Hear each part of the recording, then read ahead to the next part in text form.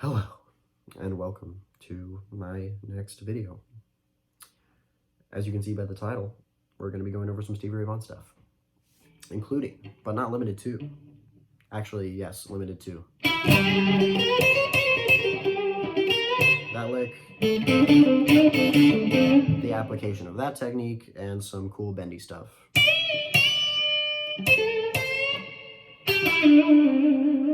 Just stuff like that. So if any of those things interest you, keep watching.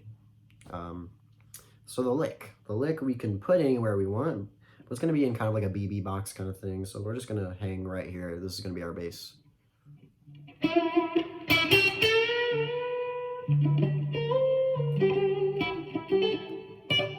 So yeah, that BB kind of sound, but with this lick, it's kind of that BB stuff, but with that, tasty Stevie Texas stuff going on.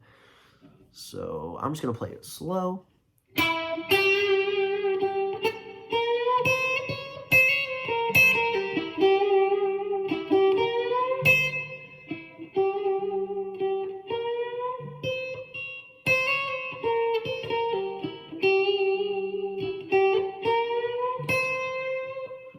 And I use my middle finger a lot to help with speed, especially, like this part.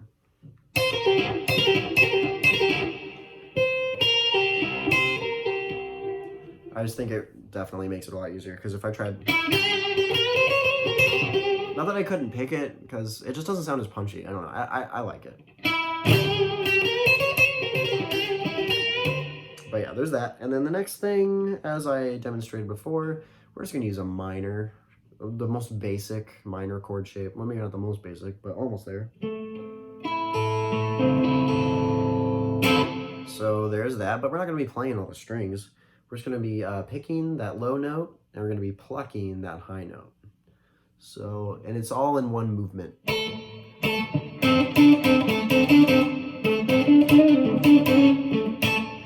yeah, stuff like that. And then, there's kind of an inverse of that. If you actually do want to play all the notes, it's really easy to just, hug the neck, and just tear into those strings. Lastly, bendy stuff. So let's be an A.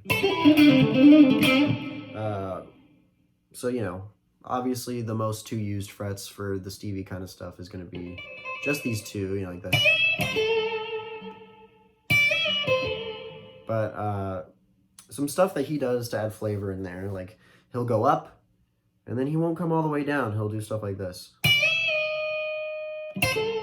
And then sometimes he'll throw in this fret, this middle fret here. And then he likes to end with that little bend on this one. And again, this can be done anywhere.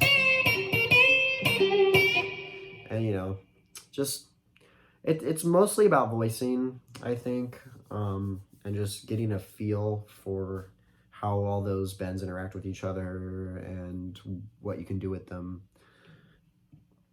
And I think it's a good place to go if you're stuck. But, don't stick around too long, because it does get kind of old. I will not lie. Sometimes I'm listening to Stevie Vaughan play and he's just cranking it out up here and I'm just like, whoa, dude. Okay, we get it, But everyone gets in a bind. Even Stevie got in a bind. And so I feel like he did do that sometimes. But there's nothing wrong with that, really. It's a valid method. And lastly, I do want to emphasize the importance of raking in terms of dynamics.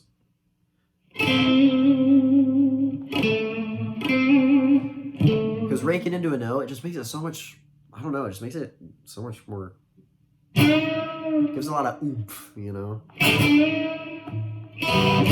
Like, obviously, if I do it slow, it's not going to sound good, but you can't, it's all the muting, really, on the way up. You don't really need to worry about muting on the way up, but when you're coming down, most of the muting is going to be done with your right hand. Just based on how you rest it. And obviously, some strings won't be ringing out because of your left hand as well, but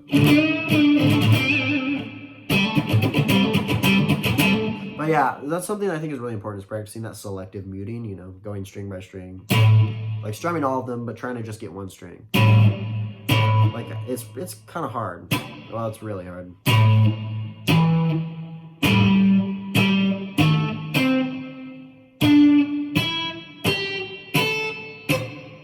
Yeah, I think stuff like that is important to practice, because you can use stuff like that, and I think that'll boost your confidence if you can just, if you're confident that you can just, see, I didn't practice it.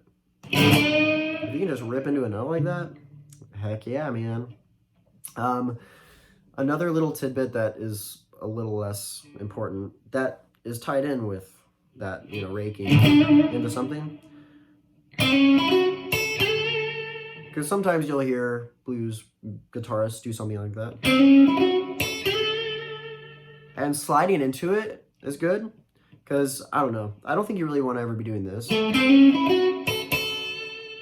Not that it doesn't work, it's just not as good as basically any of the other options. You can slide into it. You can bend into it.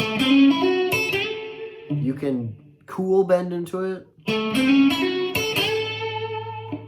But my personal favorite, and then just rake it ripping into that note. Ah.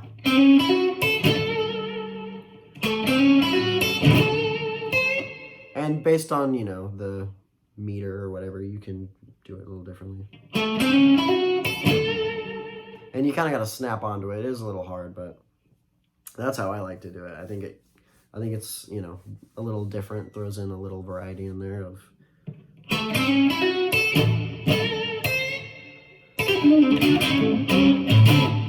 But yeah, I hope that this was a helpful video. And if there's anything you would like to learn that I may know, even if I don't know it now, I can learn it, and I can, you know, if this is a good format. I know that I've gotten some feedback. I know that people like this, you know, less theory involved format and more, you know, basically, I don't know. I think it's more organic. It's more organic, I feel. So if you do like this format of tutorial or method of teaching, let me know. If you would like me to be a little more professional, which I know I could be. I very well could be. But I don't know, it feels more like a conversation this way, and I kind of like that. So yeah, just leave comments. Liking the video helps, subscribing helps, and, you know, if you do want to be notified of when I do make a video like this. I know I don't always upload videos like this to this channel. A lot of it is a bunch of dumb garbage. But when I do make stuff like this, which I've gotten good responses, so I probably will be making stuff like this fairly regularly. But yeah, leave a comment. I really do appreciate comments, and I take them very seriously. So, and subscribe if you're not already. But yeah, see you next time.